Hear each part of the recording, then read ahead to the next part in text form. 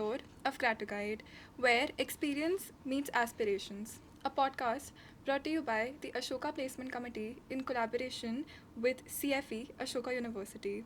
This season, we are deep diving into the aspiring journeys of some of the most dynamic founders that Ashoka has nurtured. And today, our guest is Mr. Mani Tripathi, co founder at Stage OTT. An angel investor advisor in multiple startups, he also graduated from Ashoka's YF cohort of 2013. We are thrilled to have you, sir. How are you? Thank you. I'm good. That's Thanks for having lovely. me here. That's lovely. I am very excited that you're here, and I just have a few questions for you, and I will be trying Sure. to pick your brain today. So I hope we Happy have a to lovely answer most. conversation. Yeah. Looking forward. So, Harsh, let's rewind the tape a bit. What kind of a student were you at Ashoka? And did you already have a startup bug or did it come later? Right. What kind of a student is tough? I think if I were to say that I embodied the core principles that Ashoka tries to imbibe in any student, I think that would be a true statement. But I don't think you would see me topping the academic charts, or you'd see me being the torchbearer, so on and so forth. None of that. But yeah, I think it was one of the most fun years of my life. It was one of the most transformative year of my life, of YF. Uh, yeah, and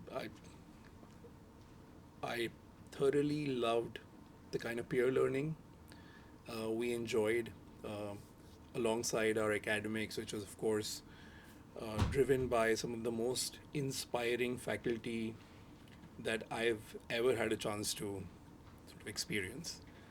And goes without saying that the entire mentoring network, uh, the kind of mentors that we had access to, uh, unequivocal. Yeah. Yeah. As a student at Ashoka, I completely agree. I love the peer learning aspect of it, and the professors. Like I am amazed at by them, which also segues us into the next question that I have for you, which is were there any courses, professors, or even offbeat experiences in Ashoka that nudged you towards building something of your own?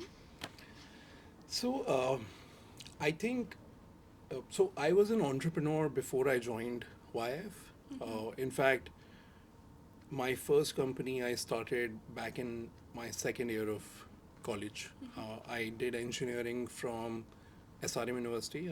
I trained as a electrical and electronics engineer, and the entrepreneurial bug had bitten back then. Started my first company in robotics and embedded systems. It was called Vilic Technologies. I think what Ashoka did was definitely nurture that bug in a more sort of constructive direction, and it truly allowed me to immerse myself uh, into all the other aspects that probably was blinded towards. And I think that's been the true role of liberal arts education that I received at Ashoka. It really helped uh, the entrepreneurial journey by refining it, by giving it better direction, and at the end of the day, um, entrepreneurial journeys are filled with paradoxes. They're filled with uh, soul-stirring conundrums. Every day, you live in the gray, and ambiguity is a part of your life, right? Uh, so, Ashoka taught me how to handle that. Lovely. I'm so glad that you talked about your entrepreneurial journey. I just want to double click on that. And I want to know what drew you towards the act of building something. Was it a particular problem or was it just the thrill of creation or something else altogether? I don't think I can pinpoint at one thing specifically, uh, but more often than not, it's a mixed bag of a bunch of reasons. One, of course, the kind of person that you grow into. Uh, you realize that if you are treading on an entrepreneurial journey, you are naturally curious about a few things in life, right? You have this very strong conviction that uh, there is a particular problem area that you want to go after and solve for.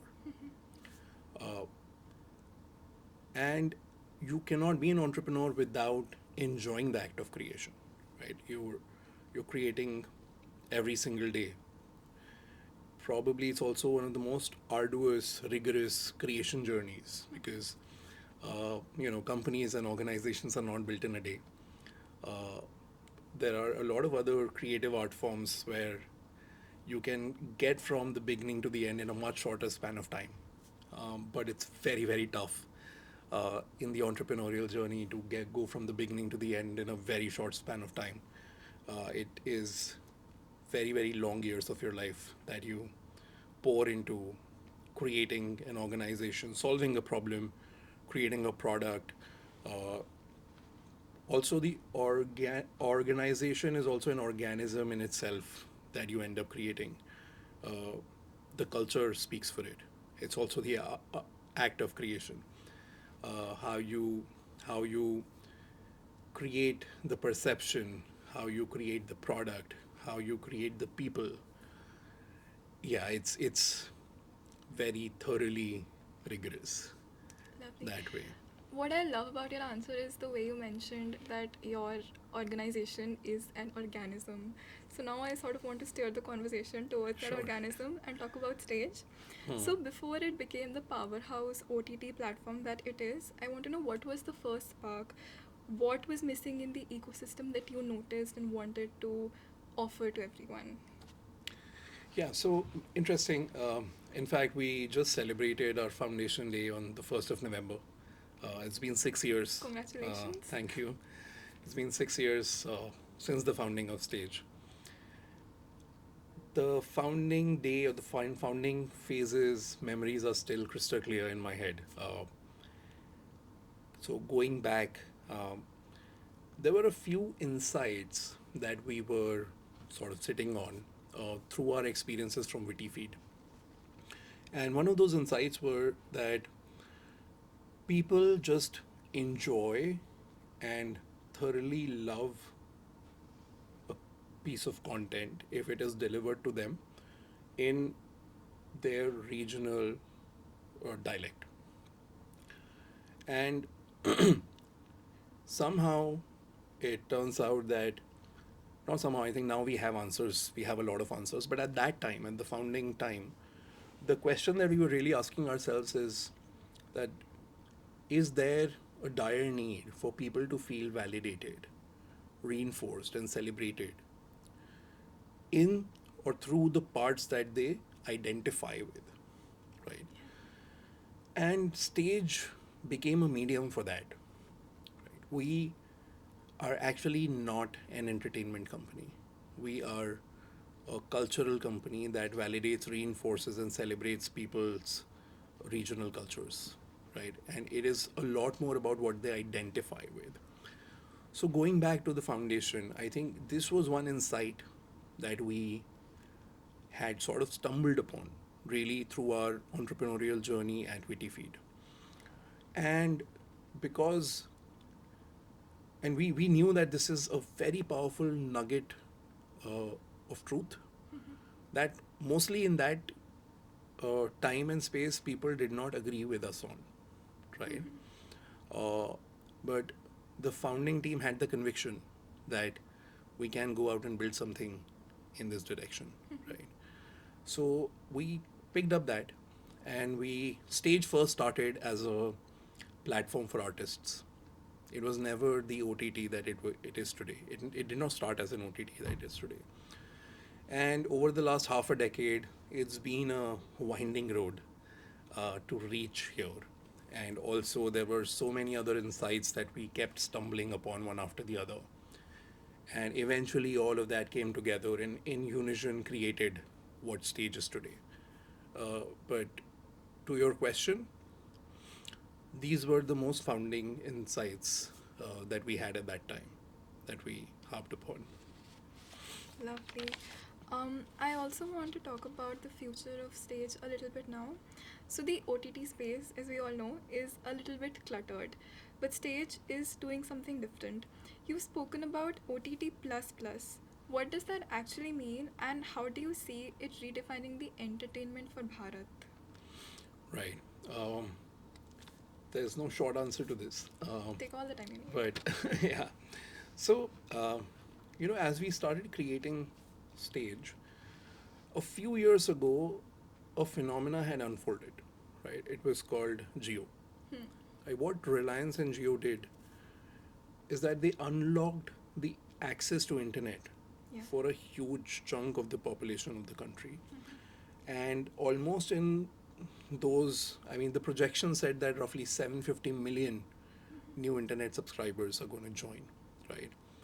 Uh, we understood that most of these subscribers are going to come from, uh, the bottom of the pyramid, right? Yeah. Because these were the parts of the society that did not have access to internet at that time, and the mobile revolution alongside the geo revolution both were, so mobile prices were going, I mean, mobile phone prices were dropping and the internet prices were also dropping. Access was pretty much seamlessly being made available. Yeah. That so can you repeat the question once? Yeah. So, what does OTT Plus mean, and how do you see Hmm. it redefining Right. entertainment for Bharat? So that allowed us to think more broadly about entertainment, right? And at Stage, while we were thinking of creating an OTT that would address specific needs of the audience, Yeah. which was like, hey, if you're a Haryanvi, you're actually going to get films, movies, web series in your regional cultural context, in the dialect that you speak and connect with. But apart from that, something more interesting was happening, which was that it was also uh, a product that you would end up using multiple times in the day, hopefully. And it was a digital product. And given that a user would be spending so much time, it all of a sudden opens up a lot of opportunity for us to be able to do other things within the streaming app, right? Uh, so if I give you a couple of examples, when Stage was an artist platform, we had launched something called tipping. Now, this was a fairly simple concept. Now it's very popular, but at that time, it was like that the artists were launching their shows, and we allowed the artists to monetize uh, through by their audiences through the medium of tipping, like giving tips, like you do. Oh, okay.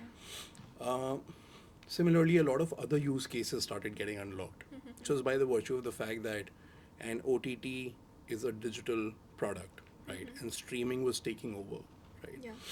So, so if I were to sum it up, the OTT plus plus, I don't think we're there yet.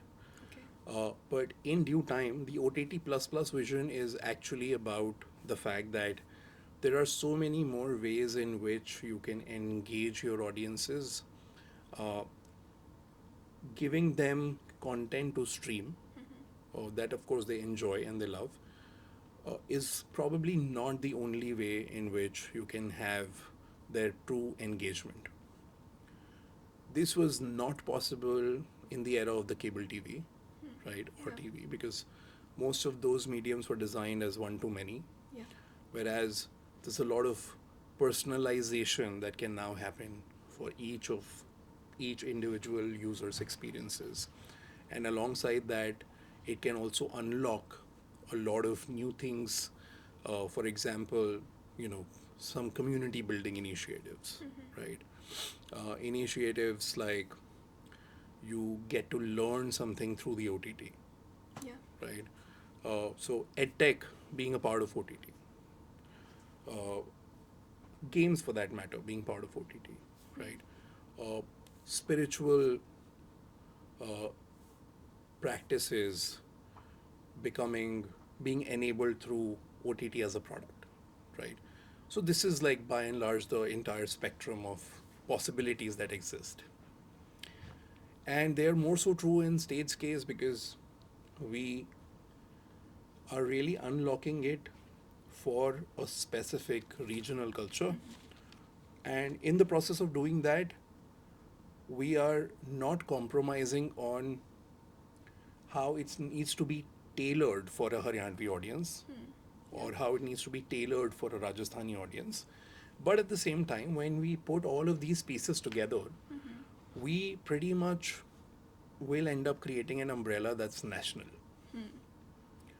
right? And there is a belief uh, that once we reach that place, we will have a lot more leverage in the equation to be able to do not just streaming of content, but a lot more. So, the short answer is that it's a journey that we are on, uh, is the vision with which we approach it, uh, and we'd get there sooner than later. Lovely. What I really like is how consumer centric your product is, and I want to go a little bit deeper into that. So, what have you learned about, say, your underserved Haryanvi or Rajasthani audience that enables you to make a product exactly as they would like it? What have you learned about them? What insights? If you would like to share that with us. Wow, that's a whole lot actually.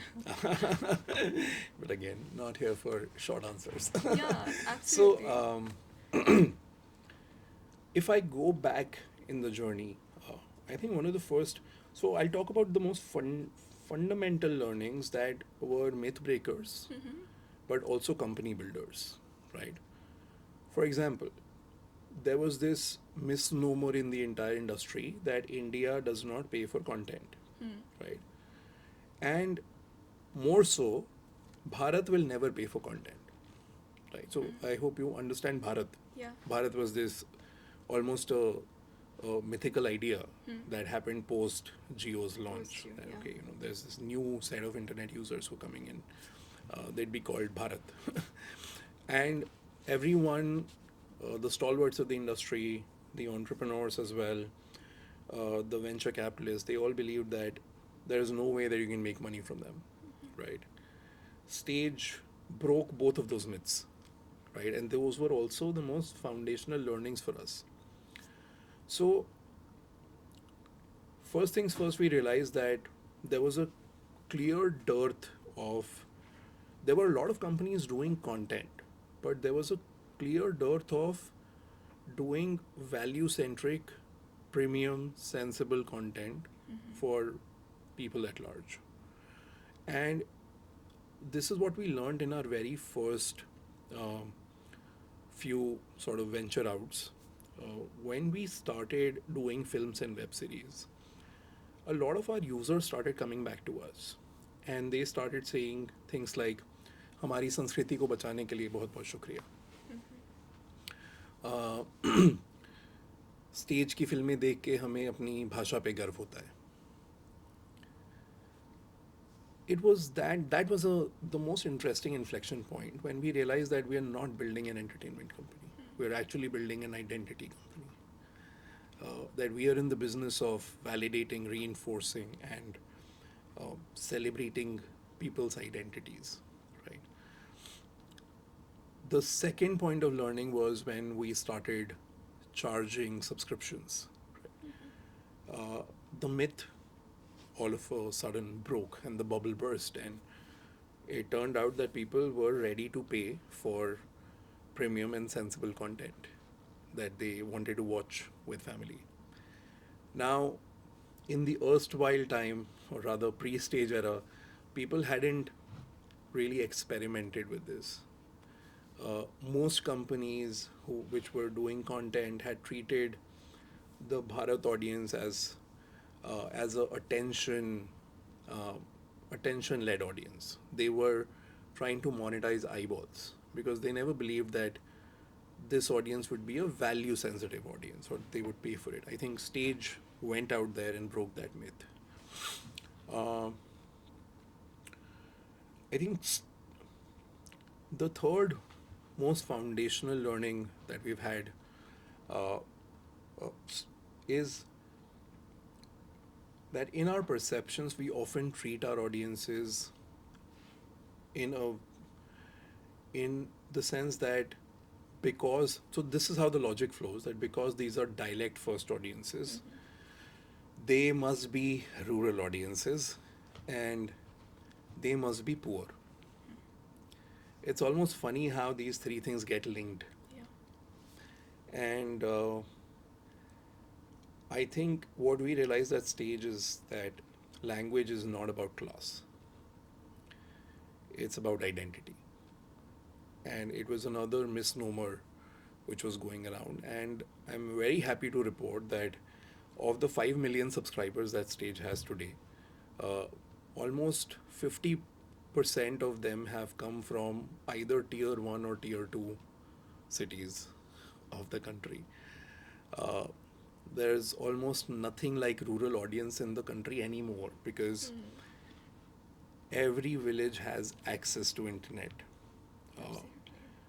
by the way, one of the departments that we run at Stage is an ethnographic research department. So that we have anthropologists who go on the ground, uh, who do this research, and who do a lot of like on-field insight gathering and collection.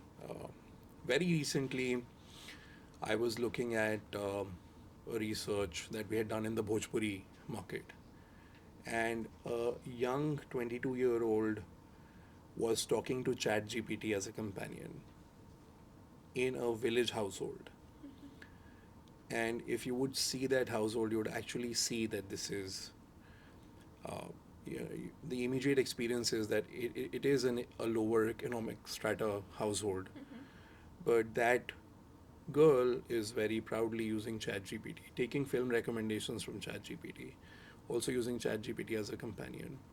Her brother has watched Avengers, has watched Sherlock Holmes, right? So I think it's very easy for us to live in this bubble. Hmm. Uh, and a lot of these bubbles were broken by our own efforts at Stage. Uh, Mhm. and some very foundational learnings have come through us building in this space. And most of the times, even I wonder, how on how many such perceptions we lead our lives and build. The R&D that you underwent was like absolutely beautiful. I've never heard before of an OTT platform having like an ethnographic department. And also, Yeah. I really loved how the insights were so beautiful about how people came and told you that, they absolutely loved media in their, dialect. So this is absolutely beautiful. And I Yeah. love how Stage is also, going ahead and breaking stereotypes, breaking perceptions. So that is really Thank you, great and I would work. like to credit Ashoka for this. I also know that not any other OTT for that matter, but also not many companies Hmm. lean into things like ethnography or Absolutely. anthropology, Yeah. and I would directly credit Ashoka and my experiences at YF to be able to create, to have give me the insight and the direction and the learning and the experience to eventually be able to really deploy this in the most real world fashion, right? This is, we're not a social organization, we're not a NGO, we're a creme de la creme corporate. Yeah. We're a high growth startup, Mm-hmm. uh, and we do ethnography to collect insights. Lovely. I hope that really becomes like standard industry practice. Here's hoping. Yes, hoping. Yeah. Um, Moving forward, you mentioned that you have 5 million active users on the platform. Yeah. Congratulations to that. So, I also wanted to know what has been the hardest scale related challenge? Has it been tech? Has it been culture? Has it been capital? I, it's been all of it. Okay. Uh, Yeah. in fact, I can talk about scale related challenges in each of these domains. Okay. Please do. So, speaking of tech, of course, as you scale, and by the way, just a correction, we don't have 5 million active, we have Okay. 5 million lifetime, Okay. roughly 2 million active, Noted. and our users keep getting recycled. Mm-hmm. But we have penetrated the Haryana market to up to 15%, and we are at a single digit in both Rajasthan and Bhojpuri now. So, As you scale, scaling technology is definitely a challenge, right? You have to think about what are the algorithms that are going to scale. You have to think about concurrency issues. If so many people will come and start watching all at once, Yeah. are our systems ready to handle that? Mm-hmm. Things like those. But I would say those are more easily solved Mm-hmm. because we're not the first company that's scaling the technology, Mm-hmm. right? That's been a standard practice across the board, and those are more solvable problems. I think the more challenging scale problems are uh, around, for example, around brand and marketing. Mm-hmm. How do you keep positioning and repositioning yourself? Mm-hmm. Because with each market segment, you're pretty much entering a new type of a user persona. Um, the bell As you keep moving on the bell curve, it's like early adopters are exhausted, Mm-hmm. uh, innovators are exhausted, Mm-hmm. and now you're the early majority, right? Early majority is a very different kind of a user group, so you have to keep reinventing yourself, right? And that's one of the most challenging perception and brand sort of marketing challenges. Second, I'd say scaling an organization in terms of people internally Mm-hmm. is also a huge challenge, right? Because, you know, when the team is small and young, uh, it's very easy for people to be on the same page. Yeah. Yeah. Decision making is seamless because the founders are more hands on involved. Yeah. They can really look into the day to day and make decisions. But as the company starts adding more and more people, it becomes increasingly exponentially tough Mm-hmm. to have all the people on the same page, and the culture starts getting morphed, and there's almost like a metamorphosis that happens with each new person that comes because now they're bringing something new on the table, and that's Absolutely. also the original reason why you've hired them. But what they also bring on the table is also more misalignment, Hmm. which you have to then solve for. Mm-hmm. So that's also been one of the challenges, and it will only exponentially increase from here. Mm-hmm. Uh, so you have to then start thinking very hard about what is the kind of culture we want to build. Mm-hmm. How do we actually do that? It's very easy to talk about things like culture in abstraction, Yeah. but it's super challenging to actually go out and implement it, Yeah. because people are messy, and problems are messier, and in most cases it is the wetness of water, Hmm. right? So forming those judgments, leading with those ideas, it keeps becoming more and more challenging. Mm-hmm. So yeah, so the tech ones are easier challenges Hmm. to solve. Yeah. uh, the people ones are probably the toughest. uh, Brand marketing repositioning is a continuous sort of challenge. Mm-hmm. Also, because Stage is a very interesting business of we work on two of the most highest leverage uh, opportunities in the world today. Mm-hmm. And we Yeah. create literally we write code Hmm. and create content. Hmm. These are the two highest leverage things, and we kind of like marry the two. So each time we either write a piece of code or create content, and especially because the kind of content we create is a low shelf life content, we have to constantly reconfigure the direction of it. Mm-hmm. So the content strategy that we could take when we were serving the first million customers was easier. Mm-hmm.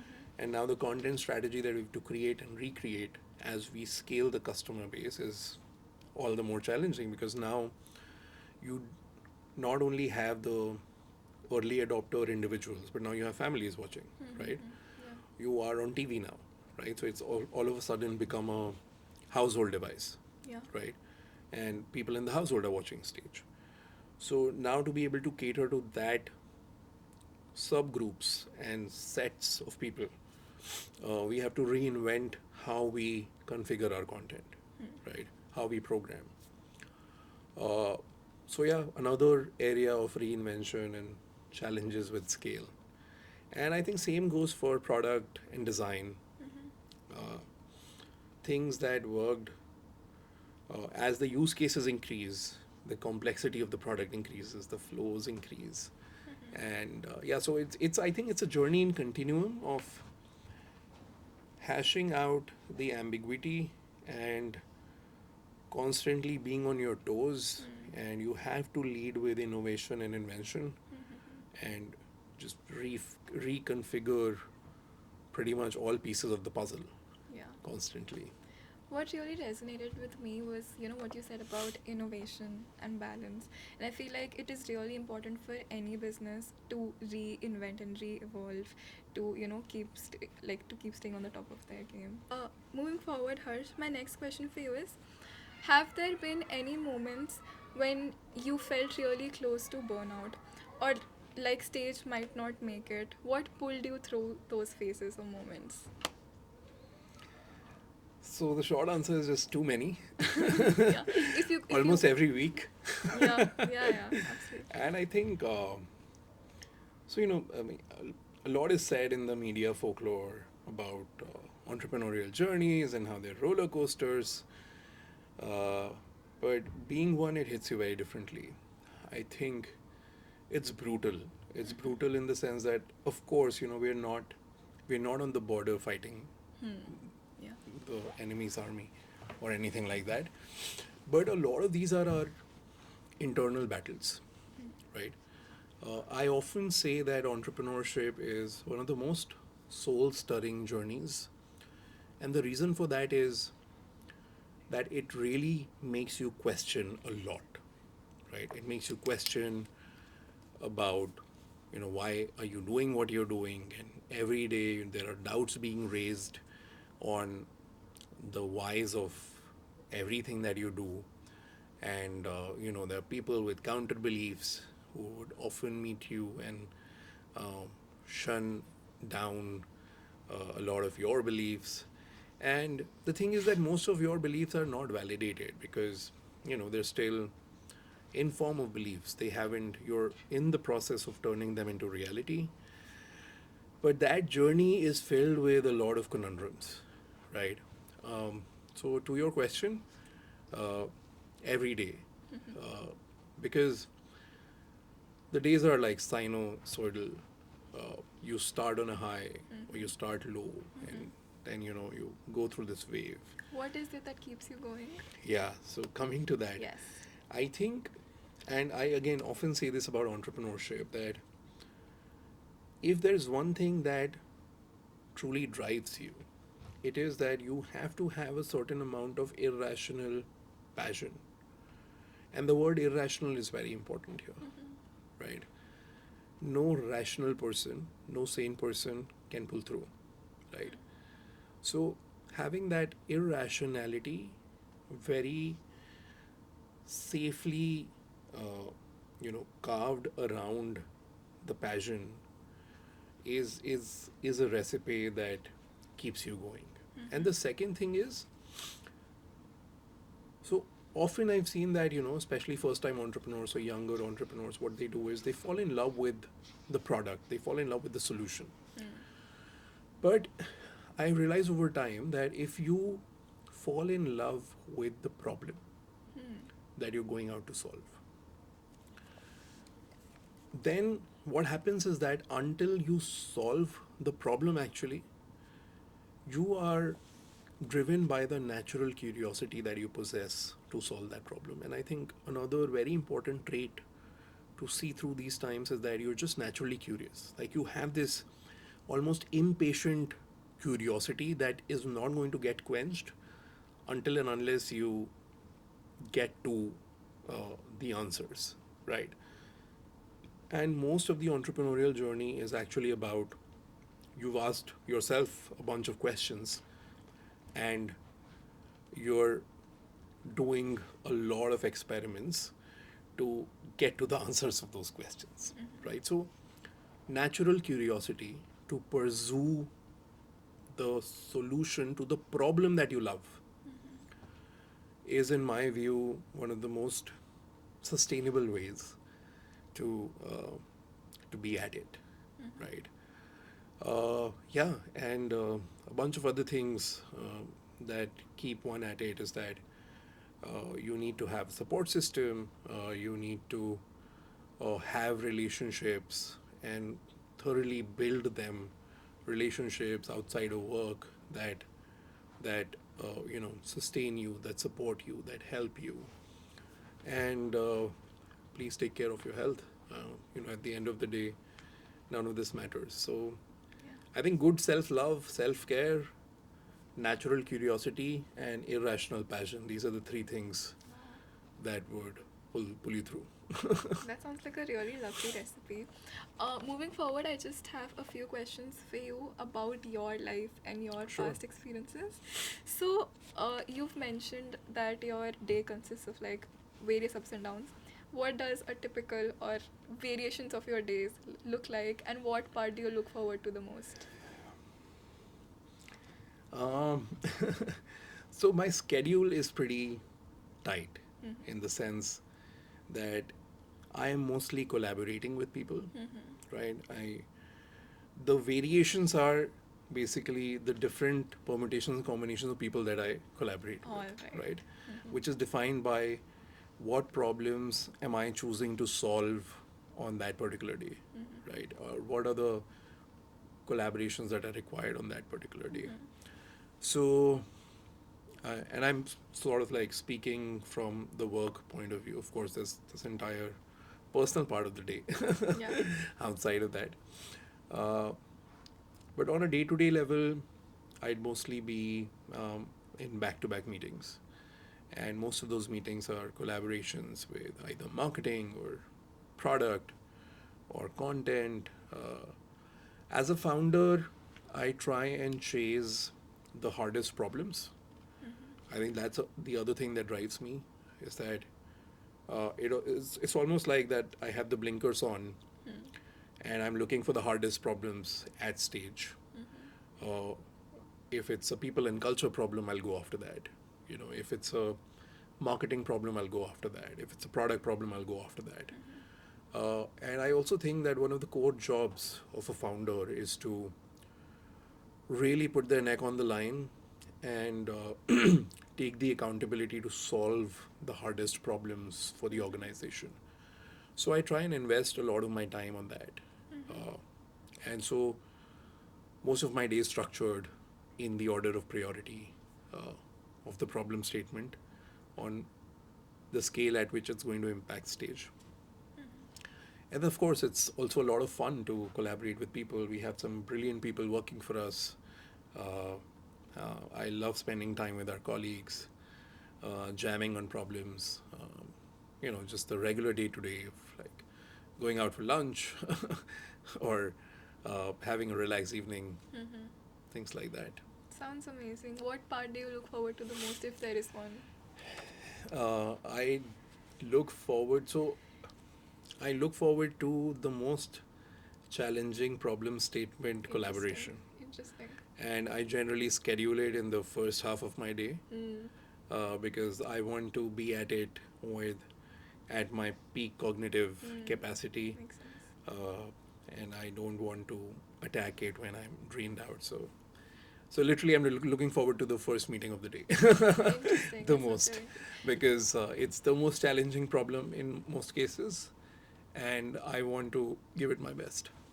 That sounds really interesting. And your philosophy reminds me of Eat the Frog, like in which you target the most difficult problem like first, and then you move on to like the Yeah. less challenging parts. Yeah, thank you for sharing that. Yeah. And now that you've said it, it does connect. Yeah. Um, my next question for you is something I'm very interested in personally. If you could teach a course at Ashoka, what would it be, and who should take it? Oh, that's a very interesting question. So I think before I answer that question, Yeah. I want to really talk about one of the things that I have imbibed through Ashoka. Yeah. And it is something that's helped me the most in throughout my journey. Mm-hmm. It is the confidence that you can really unlearn anything and learn anything, right? Uh, I think most people out there get very set in their ways, or they start attaching identities to their profession and what their background is and so on and so forth. But for me, I think that 1 year at YF essentially uh, really ingrained this in my, in the fabric of my system, that uh, you are not professionally attached to any of your professional identities. You are a medium of getting things done, and as an outcome, what you have unlocked is the capacity to unlearn anything and learn anything, pretty much. Uh, yeah, so that's really helped me a lot personally. Uh, I have been able to take on things that I had absolutely no idea about. Like for example, I never thought that I'll become, uh, I mean, in a very crass way, a film producer, right? But then going through that film appreciation course or an arts appreciation course really instilled that confidence in me that hey, you could actually take on anything that you put your mind and heart and soul to. Now, to your question, uh, if I were to take a course, I would I would like to take a course that I would be most proficient at delivering, and which, in my view, not a lot of people can really structure as a program, right? So the usual suspects are entrepreneurship, product, Yeah. business, marketing, so on and so forth. But actually, I would not do that Oh. because I know that there are these structured programs that one could take. And going back to my learnings from Ashoka, I would really want to do something uh, that's really unique to how I, as an individual, can add value. And I think one of the things that through the journey of entrepreneurship, I personally believe that I have, uh, let's say, developed some expertise over is the idea of how to do the internal work to tackle ambiguity in your life. Uh, I would totally take that course. Definitely. so I think there's not a lot of like structured programs there that do this. Yeah. I also think it's a real hard need of the hour, and I think the need is only going to exponentiate from this point onwards because the world, as we speak, is becoming more and more ambiguous, and in the Absolutely. times to come, the levels of ambiguity are going to increase. So I think, uh, as a human, as a fellow human being, it's very important that you are able to center yourself when you face these ambiguous uh, circumstances. And yeah, I would love to probably take that on. That sounds really interesting. Like, I would genuinely love to take that course. Now, that moves us to the last question Yeah, for and who today's should take podcast. it? Sorry, who should take it? Yeah, I who think should take everybody. it? Yeah, I don't think this is absolutely. limited to any particular cohort. Absolutely, I Yeah. agree. I feel like everybody needs to work on themselves because the work that you do on yourself shows in everything that you do. So, I absolutely agree. Thank you. Now, moving to the last question for the podcast today. For students who want to create something but are scared of being too bold or too unconventional, what would you advise them?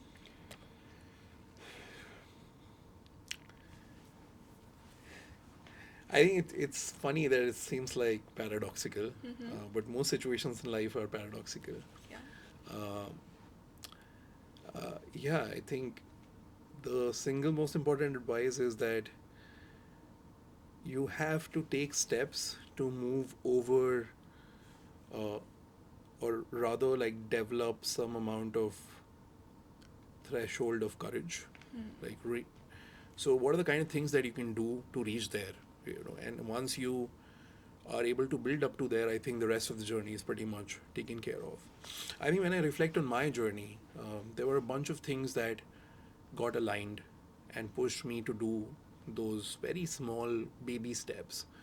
For example, college entrepreneurship, right? It was a fun project, right? And in most cases, a lot of us have things that we enjoy, right? I would say that, identify things that you love and you enjoy the experience of, not the idea of, right? Uh, Pick those things and make a project out of that, right? And just make an assimilation of such small projects. What happens is that it eventually starts building up into building the final threshold of courage, because through these baby steps you're able to accumulate a lot of validation for yourself, right? So I don't think I would have ever become an entrepreneur if I was not a college entrepreneur. Not because my college startup was, it was not an economical success. But what it really taught me was the fundamentals of business, uh, how to bootstrap a company. It taught me how to build a team. It taught me what it really meant to lead a company, right? And in all of those small baby steps, a lot of validation was hidden, right? A lot of confidence building junctures were there. Uh, and it turns out that, when you've done enough of that and you eventually summate all of it, uh, it turns out that in most cases you've built that threshold. Yeah. So, yeah, the practical advice is that uh, take the baby steps. Don't take the leaps first. Take the baby steps, accumulate a lot of this courage till you have the threshold. And then I don't think the question would really even bother you, because you would have reached that place where you'd be like, hey, hell yeah, I'm going to do it. I So think that, while it's paradoxical, yeah. uh, but most interesting things in life are paradoxical. Absolutely. I think that's really beautiful advice. And yeah, like sometimes the only way to do the thing is to do the thing, right? Yeah, yeah. So I think that is advice I'm definitely taking away. And Sure. I really enjoyed our conversation today. In fact, like I made like a lot of notes, and I Thank you. feel like this conversation obviously will help everyone who sees it, but it also really helped me today, and I'm definitely going to be taking away most of these ideas with me. So thank you so much, Harsh, today Thank you for so being much. being Thank you. here with us. Like I Thank you for absolutely having me. loved Yeah. our conversation, and it was a pleasure having you here. Thank Thank you you so so much. much. Thank you.